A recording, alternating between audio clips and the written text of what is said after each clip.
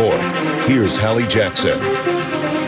Good day. In any moment now, we expect an update from law enforcement in Houston on that shooting at Lakewood Church, the mega church where televangelist Joel Osteen is the pastor. A man and child were hurt and the shooter killed in that incident that happened between Sunday services. We're learning more today about the shooter, who officials say was carrying an assault-style rifle with the word Palestine written on it. That little boy who was hurt, now in critical condition, is believed to be the suspect's son. NBC News has also learned law enforcement found chemicals during a search at the shooter's home overnight. They're trying to determine whether they could have been used to make explosives. Let's listen in now to this news conference. One, that it is our highest priority to have total transparency. As we stand before you today, you will know what we know as we learn it. I want to speak to our diverse community. Every place of worship is important to the law enforcement community that stands behind me. Whether it's our churches, our synagogues, our mosques, our temples, we are going to provide you protection. We're increasing security. Won't discuss publicly all provisions, but we're going to continue to make public safety our highest priority. I would also like to emphasize we need to continue to be aware of mental health issues in our community. Indications that mental health played a role in an early investigation. I want to also ask the public not only keep the victims in their prayers, the suspect's family in our prayers. There was a lot of pain exhibited yesterday and being felt today. I want you to pray for the first responders. The two gentlemen that neutralized the suspect yesterday, a TABC officer and an HPD officer, did not go to work yesterday morning planning to have to use their weapons. They're suffering today.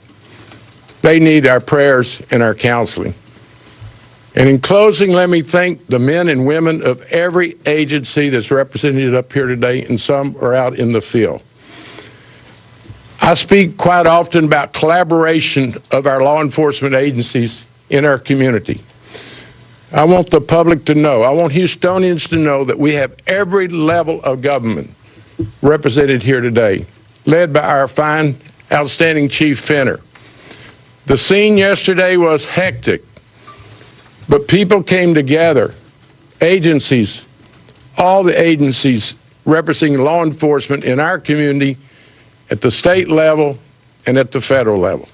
It's an ongoing investigation, but that's the way cooperation is supposed to work. And to the Houston community, we feel, as we stand before you today, the community's unity. That's what great communities do. We don't start pointing fingers. We don't worry about who's going to get credit for work. We come together. This is a great community, great people, but with the first responders that showed up at the scene and have worked all night long and have an ongoing investigation. Let's keep our first responders. We want to assure Reverend Osteen's church that we understand the trauma that they went through to those families. We want them to understand everybody was doing everything they could on the scene yesterday, the reunification of the families. We had families separated from their children. So this is what collaboration and unity and dedication to public safety provides. Let's continue to support the first responders. We'll be very transparent as we go forward. And with that message, I would like to yield to Chief Fenner. Thank you very much, Mayor. Good afternoon, everyone.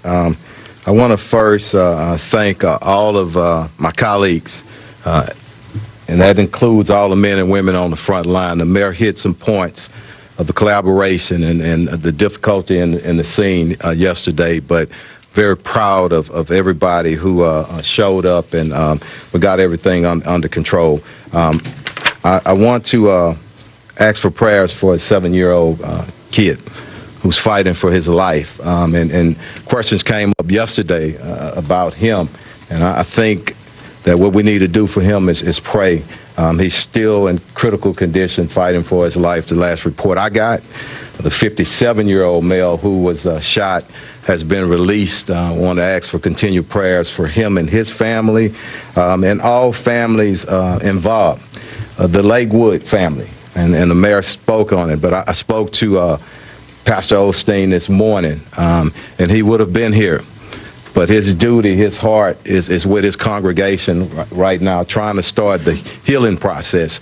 And we want to pray for them and our entire community. But as I said yesterday, I'll say it again. We go through tragic moments, but we're going to stand up as Houstonians, as like we always do with any tragedy. But we wanted to come here and provide an update on the incident of yesterday, and I just want to go over a few things, a few individuals who are here. Mayor Whitmire already spoke. I'm speaking, and Chief Pena will speak. The FBI SAC, Douglas Williams, will say a few words. TABC Director Kevin Lilly will make some remarks. The update on the actual investigation is going to come from our commander of Homicide, Hasek.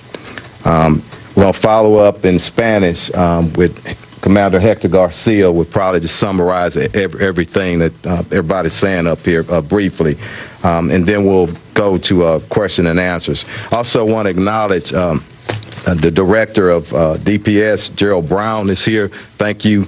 And also Harris County Sheriff Ed Gonzalez. And our district attorney, Kim Ogg, is here as well. And if I missed out on somebody, you let me know. But a lot of work has been conducted and just since yesterday. And a lot of things are still going on. We will not be able to answer every question. Information that we do have, we'll share it with you if we can, but let's just take that into consideration. Also want to close out by saying it's important, as the mayor said, that our community, and not only religious institutions, all of our communities, we need to hold one another up in this moment and any other moment. We need to watch out for one another. And you'll see us out there, more visible presence. But behind those visible presence are true relationships where we communicate every day with everybody in our community that we possibly can. And we'll continue to do that. I'm going to step aside briefly and bring up Chief Sam Pena. Thank you, Troy. Thank you, Troy. And thank you, Mayor, for bringing this group together. I want to first extend my gratitude as well to all the agencies that participated in this incident, the ones that we collaborate on a day-to-day basis, because, again, it's about those relationships that are built ahead of time that ensures an efficient response to these types of incidents when needed. Also, again, our prayers to the young child that was injured, our community, that is suffering, and it's traumatic for our community as well when these incidents happen. So, but the purpose of my briefing here today is just to allay some of the fears that may be out there in regards to any possible exposure to chemicals that may or may not have been present at the scene. As we mentioned yesterday, in collaboration with the Houston Police Department's bomb squad, our hazmat task force and decontamination task force were on scene conducting tests on any of the products that may have been at the location. The tests were completed, the preliminary tests were completed on scene. I can safely say that there is no risk of exposure to any chemical or product that may have been present to anybody that was at the facility, at the church, any of the first responders, anybody that came in contact or in the general vicinity, and certainly no danger to our community in terms of any hazmat products. The products on their own are benign, and they're common products that we would see in other applications. So I want to make sure that we communicated that to our community. There was no risk of exposure or ill effect or hazard to our community as a result of any product that was out there. And we're going to continue our partnership with law enforcement, certainly my partner in public safety, Troy Finner, and his team, until we complete this investigation. So turn it back to you, Chief. Thank you. Thank you. FBI SAC Special Agent in Charge, Williams. behind you, me. Chief. Gotcha. Thanks. Thank you, Chief. Appreciate it. I'd first like to start by thanking all of the partners who are here today for a seamless response to the incident yesterday. Good afternoon. My name is Doug Williams. I'm the special agent in charge of the FBI's Houston field office. Unfortunately, we've always said that it's not a matter of if an active shooter event will occur in our city, but when. That win was Sunday afternoon, just before a service at one of the largest congregations, not just in Houston or Texas, but in the United States. We are extremely thankful for the quick response of the two officers working security at the church at the time that engaged the shooter. I think all of us here would agree that if it weren't for them, the number of casualties and victims would have been much higher. There is no doubt that their heroic actions saved lives. The FBI has been assisting our partners at the Houston Police Department with the investigation of the shooting at Lakewood Church since it immediately happened. We'll continue to assist them for as long as needed. The FBI is working with HPD to follow all logical investigative leads related to the shooting. As the chief just said, it's way too early to determine a motive for the shooter's actions, and we're not in the business of speculating. Our work is based on facts and evidence, and we're still in the process of collecting those facts and evidence. That process will take time. It is very common for the FBI to provide support to partner law enforcement agencies during an active shooter incident and in the immediate aftermath of a shooting. The FBI has an arsenal of local and national resources at our disposal that we can deploy. These include technical resources as well as personnel resources such as agents, investigative analysts, evidence response teams, victim service specialists, just to name a few. Yesterday, we deployed all those resources and will continue to support HPD for as long as it's needed. In the meantime, if anyone has information about Sunday's shooting at Lakewood Church that they'd like to share, we'd ask that you please contact the Houston Police Department and share the lead, as they are the lead investigative agency. Again, the FBI is assisting, and we will continue to assist our partners here for as long as needed. Thank you very much. Thank you, Mayor. JBC Director Kevin Lilly. Thanks. Thanks. Thank you, Mayor. Thank you, Chief. I'm Kevin Lilly, Chairman of the Texas Alcoholic Beverage Commission. First, I'd like to offer my sincere condolences to the congregation of Lakewood Church and to Greater Houston. As the Mayor said, our places of worship are both sacred and safe, and all Texans grieve what happened at Lakewood Church yesterday. And indeed, when the sanctity of a church is violated, or any house of worship, that is an attack on the very foundation of this nation. And so we are so grateful for the action of our Houston police officer involved, as well as TABC agent Adrian Herrera, who were the officers on the scene, and their actions working together to neutralize the suspect, as the FBI said, saved lives. You know, the term hero has been used today, and sometimes it's said flippantly. But I think what happened yesterday was the personification of heroism and valor, in which a total disregard for your own safety, saving others before yourself. Chief, I was talking to a couple of your deputy chiefs yesterday, as well as some of the FBI agents, and they spoke almost in great respect of the fact that these two officers held their ground. They held their ground in the face of rifle fire at point-blank range, and they continued to fire until the perpetrator was neutralized, and they did not yield. And they remained there as a wall. Agent Herrera and the HPD officer involved were a gauntlet. They were a wall that existed between worshipers and terror. between freedom of religion and murder. And we should all be mindful of the sacrifices that our men and women in law enforcement make every day. It is a profession of the highest honor. I just thought this morning that if your son or daughter came into your living room tonight and said, "Mom, Dad, I want to be a cop." You have been listening to Houston's mayor, police chief, other officials there in Houston with that update on the shooting at Joel Osteen's megachurch in that city, a shooting that hurt two people before two off-duty officers shot and killed the attacker. You just heard the chairman of the Texas ABC there, the commission, talking about the work of those off-duty officers. One of the people hurt, a 7-year-old boy believed to be the son of the suspect. He is now fighting for his life, according to the police chief. The other man hurt, 57 years old. He is now apparently out of the hospital. You heard them talk about Houston stepping up security at places of worship, according to the mayor. Our Morgan Chesky is live in that city with more. And Morgan, some new details now, some new revelations from this news conference.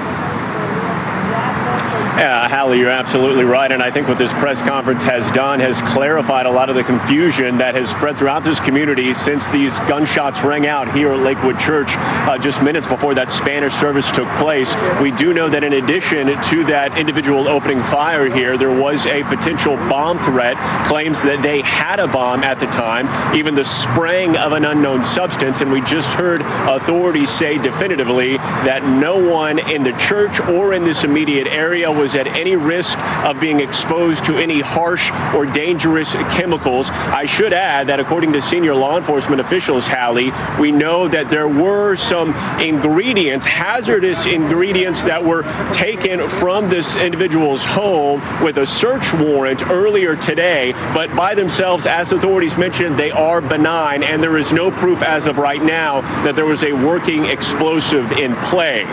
We've also learned, according to officials, that they say that these two officers were working security here. One of them a member of Houston Police, another of the Texas Alcohol and Beverage Commission. And when we heard the beginning of this press conference, Hallie, it was underlining a reality that we all are aware of, and that is places of worship have now become targets of sorts, and that is why they have these law enforcement presence here. Important to note, Hallie, there is still no definitive proof on whether or not this was a hate-related crime or related to any sort of terroristic threat. Hallie?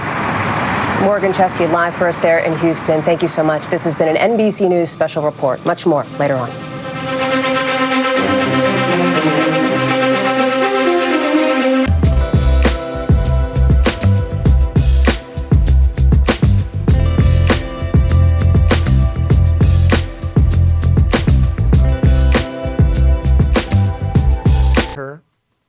At which point, Officer Moreno of the Houston Police Department, working an approved extra job at the location, as well as TABC agent Herrera, returned fire, and the exchange is all there on the west side of the building, in the hallway.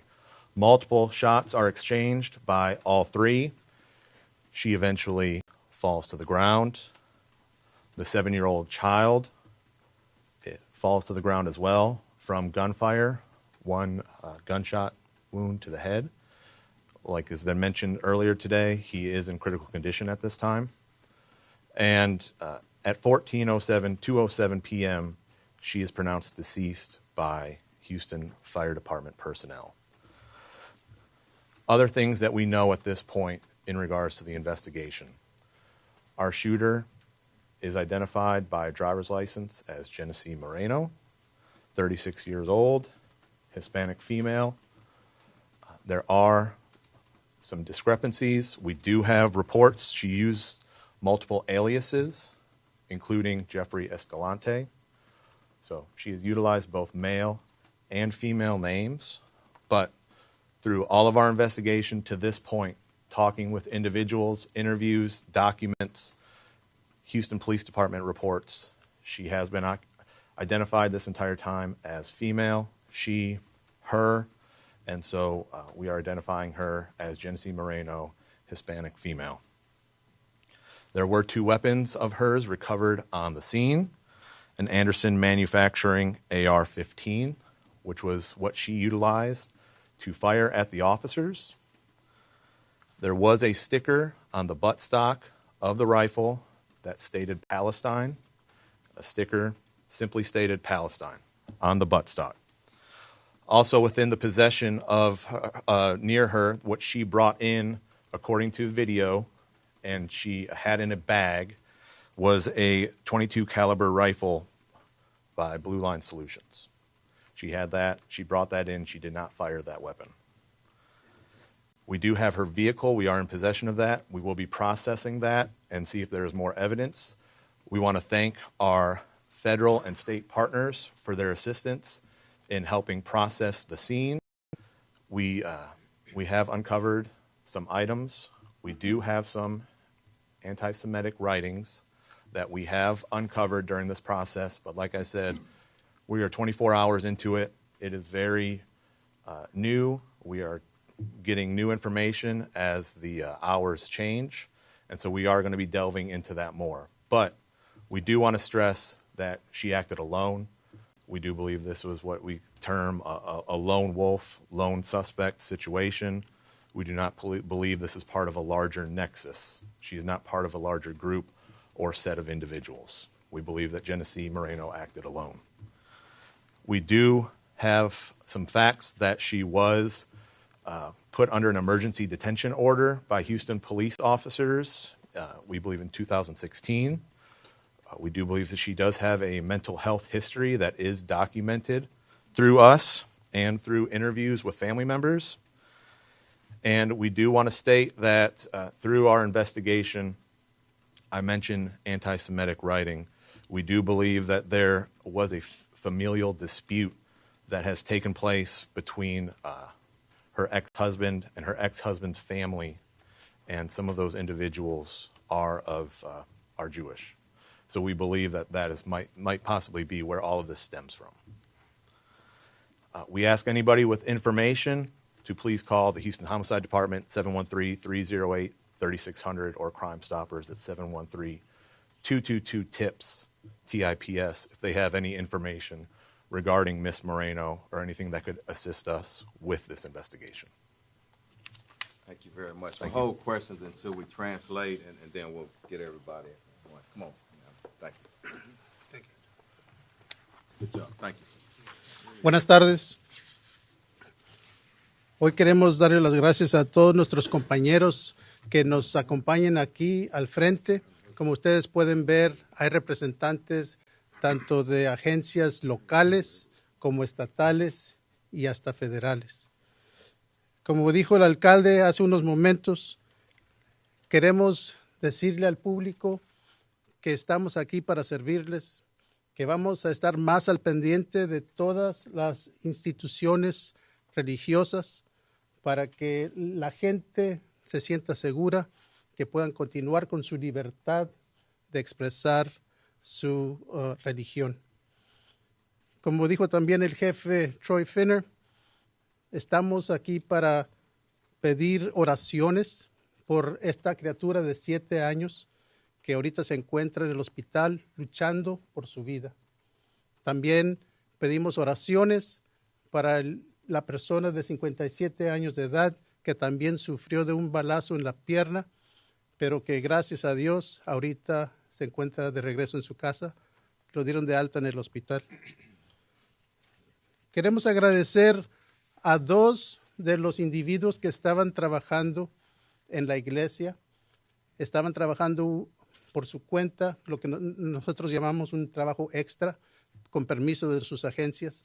Estaban dando seguridad a la iglesia de Lakewood. Y esos 2 individuos son el agente Herrera y el policía del departamento de Houston, Christopher Moreno. Como se ha dicho anteriormente, el agente Herrera es de la Comisión de Bebidas Alcohólicas del estado de Texas, y aquí tenemos al representante de esa institución.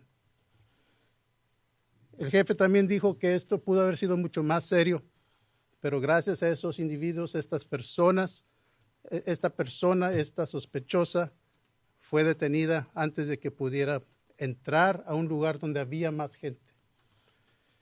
Estas personas, los policías, la gente, defendieron el lugar, pusieron sus vidas en riesgo para poner un alto a esta situación.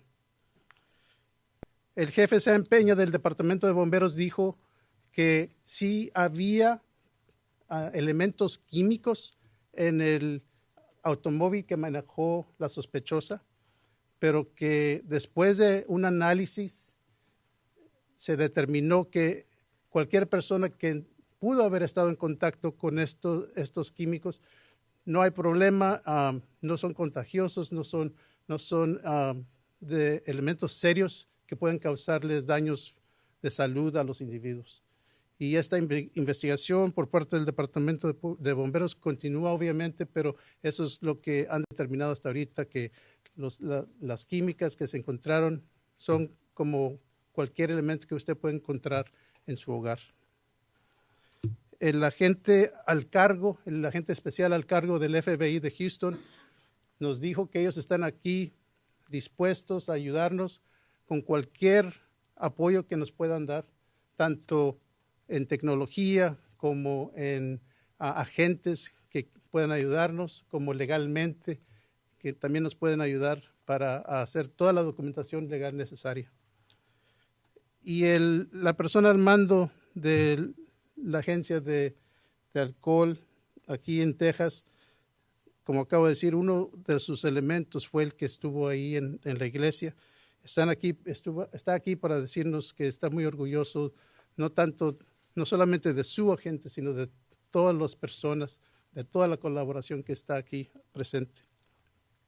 Por último, el comandante de la División de Homicidios, el comandante Hasek, nos ha dado las últimas noticias de esta investigación. Lo que nos acaba de decir es de que esta persona se identifica como una mujer, es biológicamente y legalmente, según las documentaciones que tenemos, es una mujer, Janice Moreno. Ella llegó a la iglesia Lakewood por el lado poniente u oeste del edificio. Venía con un niño de 7 años de edad. Entró a la iglesia por ese lado. Presentó un arma a un guardia de seguridad. Entró al edificio, pero afortunadamente se mantuvo ahí en el pasillo exterior y no se le dio oportunidad de entrar a donde había más gente, porque los dos agentes que les acabamos de mencionar, el policía del departamento de Houston como el agente, también la vieron, la detuvieron, tuvieron un intercambio de balazos y ella fue pronunciada muerta dentro del edificio y desgraciadamente, como ella había traído al niño de 7 años consigo, una de las balas le dio al niño en la cabeza y como dije anteriormente, ahorita está en el hospital luchando por su vida.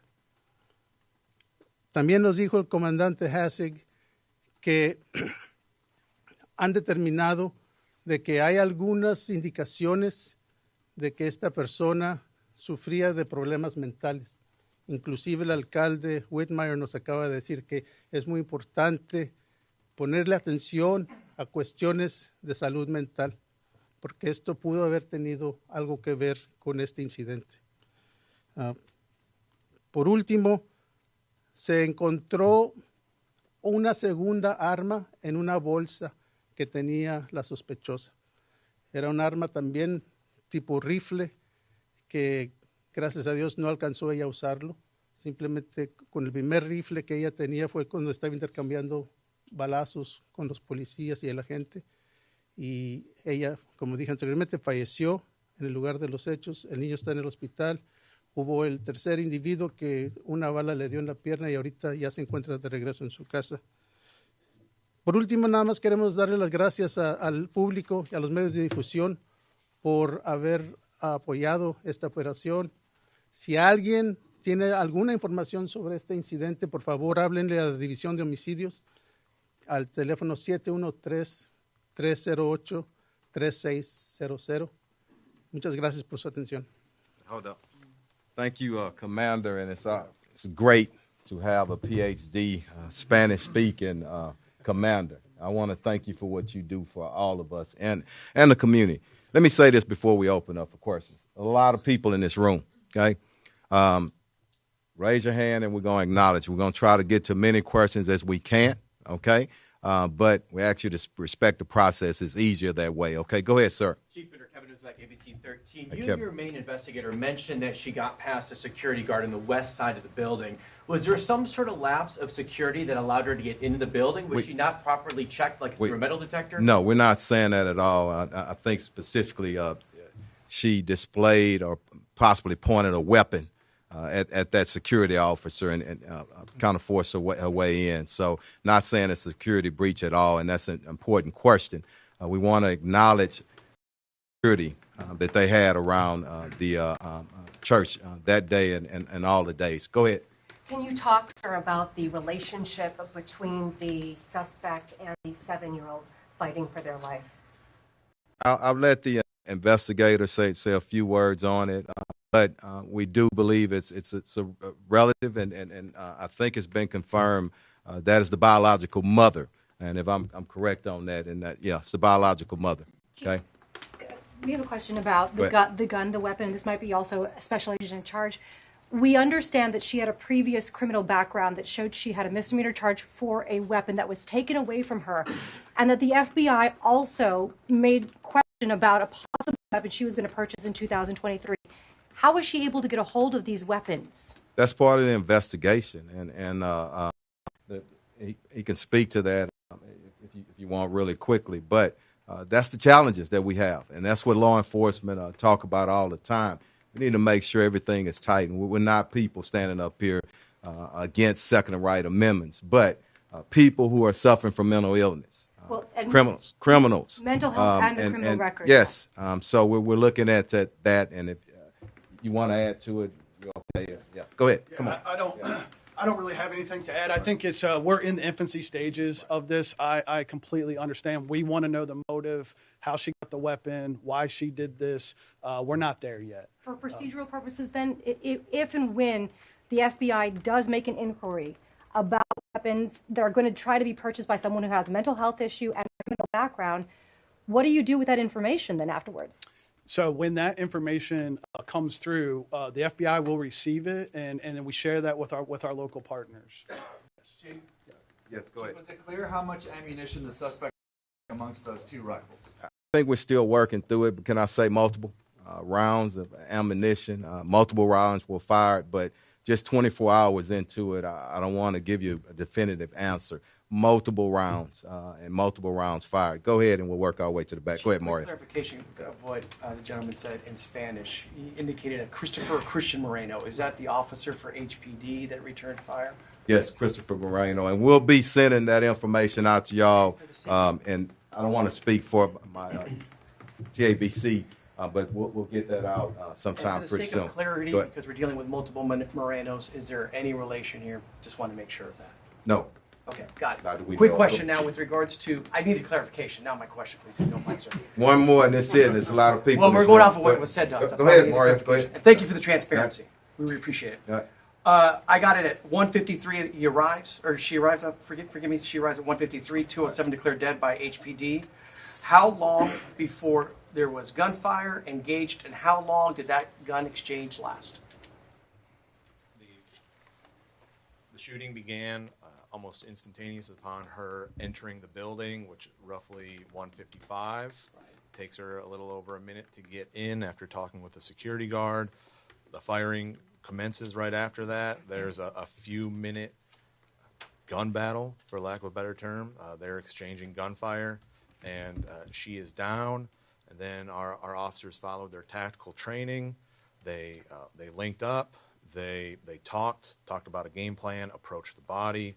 Somebody else pulled the 7-year-old to safety. And so all of this transpired within a matter of less than 12 minutes. And we'll get a timeline a little bit later. Let me get you some more questions. Go ahead. Why Lakewood Church? That's a long way from Conroe where she lived. I can't speculate for her. That's part of the investigation. But it could be any place of worship. And as I said earlier, and I want us to kind of get this. It could be any location. Bad people or or individuals suffering from mental illness and with guns, we need to all look out for them. Those family members she was in a dispute window, did they attend services there? No, not at all. Go ahead, and then we'll work our way back to you. That if there are resources for all the community that were there. Say that one more time. I'm very sorry. En español. Yeah, you can do it. Yeah, go ahead. Si hay recursos disponibles para la comunidad que estuvo presente en la balacera. Afortunadamente en esta ciudad tenemos muchas organizaciones que pueden darle ayuda a esos individuos que necesitan hablar con alguien o hay alguna ayuda psiquiátrica o psicológica. Hay muchas organizaciones, inclusive me imagino que ahorita la misma iglesia está tratando de ayudar a las personas que atienden esa iglesia de ese tipo de... One in back and then work our way in the front and over there too. Go ahead. For you, or How you doing? Commander Hassig, as an extension of the why Lakewood question, referencing the writings that you talked about, Commander Hassig, was there anything in those writings that stipulated a desire for acting out against specific people or groups? Nothing at this specific moment. We don't have anything that pops out. Again, we're reviewing all of those writings, but nothing that stands out at this time. No, go ahead. Quick, about security measures at the church, we heard that you may have tried to get into a classroom full of students. I'm not sure that's part of the investigation, and I forgot to address this.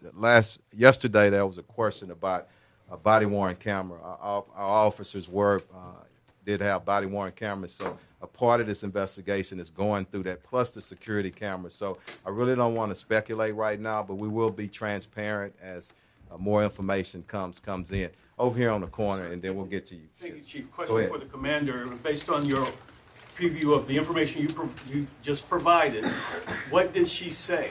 What did she? You guys have camera information, et cetera, et cetera. What did the woman say to that security guard at all, if anything at all? I mean, it's still under investigation. She displayed a weapon, and we're going to re-interview the security guard, but she had a rifle, and it was pointed at her, and she was unarmed. I'm going to get you too. Go ahead, and then we'll work our way over here. Chief, is there any element to label this as a hate crime? We don't want to jump ahead of that. I think it's very important that we don't. As a society right now, we want to group different people for different reasons. I think that's really counterproductive to our healing process, to the way that we want to patrol and police our cities. So I just want us to simply wait on the facts. You got mental illness here. You got a lot of things going on. And so let us work that out. And I promise you, we're transparent here. We'll get it to you. Go ahead. Chief, can you give any more explanation about why she was using aliases, what her motivation was? I don't know. All we can do is, as part of the process, and we're just 24 hours into it. There was a lot of discussion in our social media with some professional reporters and investigators, and some that's not so. So we're just here to present the facts as we know at this time. Is that connected to other things she's been charged with in the past, or is it? Yeah, we don't know at this time. We're still working on it. Go ahead, and then we'll come right here, and then back around. Do we know how many off-duty officers between HPD, TABC, other agencies that were already at the church, and between those two officers who opened fire, do we know which one of the two or both of them actually took the suspect down, and as well as who shot the 7-year-old? That's part of the investigation. I know that both of them did discharge. But give us some time to review the videos, and whatever we have by our officers, body-worn cameras, we'll put that out within 30 days. So. Do you know how many officers were already at the church working detail duty? Yes, they were actually working there. No, but how many total besides? I don't know right now. Yeah. Chief, have you uncovered any?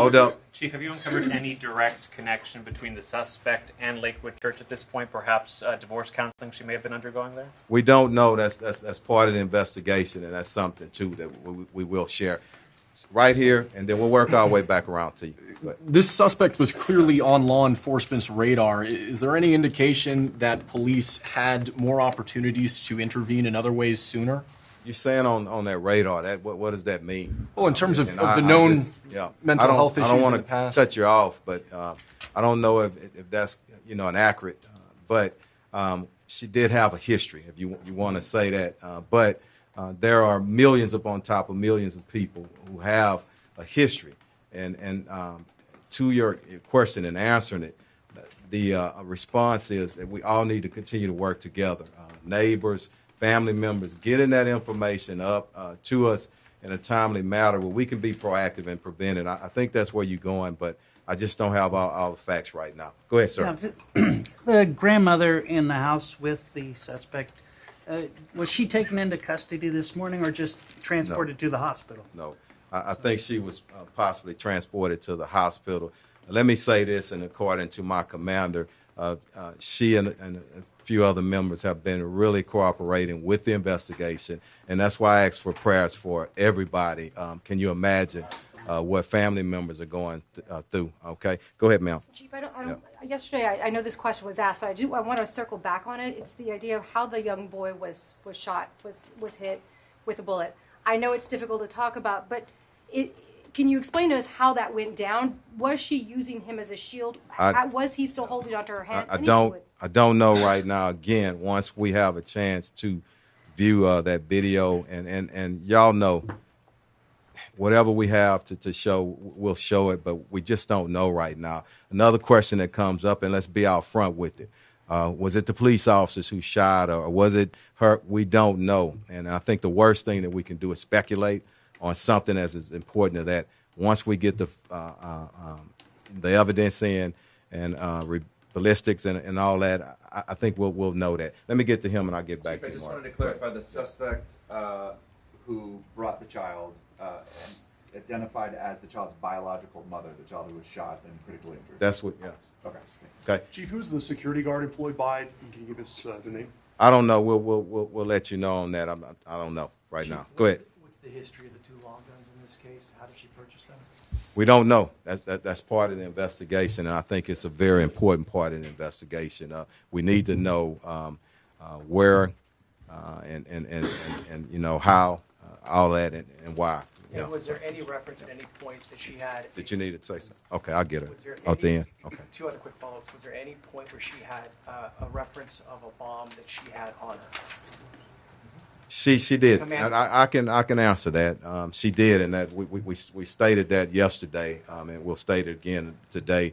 She did threaten that she had a bomb on her person. Okay, let me get her on the corner right here. Go ahead. I'm sorry, I didn't. Just to follow up on the gun question and to clarify, so did she actually own those guns? Had she taken those guns from another legal owner? Because That's part of the investigation, but I was pretty sure that she purchased one. And you can speak to the facts of it.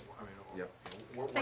We're still conducting the trace on that, but we do know that the one that she did utilize was, from what we can tell, purchased in December legally. Like as of December, like a month All right. ago, 2 months ago? Yeah. We'll get two more. Let me get somebody I hadn't heard from. Go ahead. Chief, when will people be allowed to get back into the church to get their bags, vehicles? Are people able to do that yet? The vehicles that are still being processed over there, we'll send that out in coordination with our investigators, with Lakewood officials as well. But we'll get that out as soon as we can. Okay. Give me two more. Sir, Go ahead. Was there any indication, Chief or the Commander, from your investigation thus far, that there had been a direct threat or concern within the confines of Lakewood, that emails or what have you regarding this woman and that location? No, sir. You mentioned the writings. You mentioned the writings and the stickers. Was the shooter at all wearing any type of garb or any kind of messaging on the body? I really don't know right now, and we'll it's 24 hours. When we determine it, we'll share it with you. Okay. Last one. Chief, do you know, there's been other shootings at churches in Texas and other places. Do you know if in recent years has HPD ever done a security audit or any other type of work We specifically always, with Lakewood? not only churches, all religious institutions. We have a strong relationship with all of them, and you see, here's the goal, and here's the deal in this great city. Tragedy happens, And what I've seen in 34 years of service, a lifetime resident, with a few exceptions, years to college, whenever something happens, we come back stronger and better. And this is what we play. This is why you see so many people up here and so many people in the back, including our mayor, including our other elected officials. Our congresswoman is here. We're going to be better.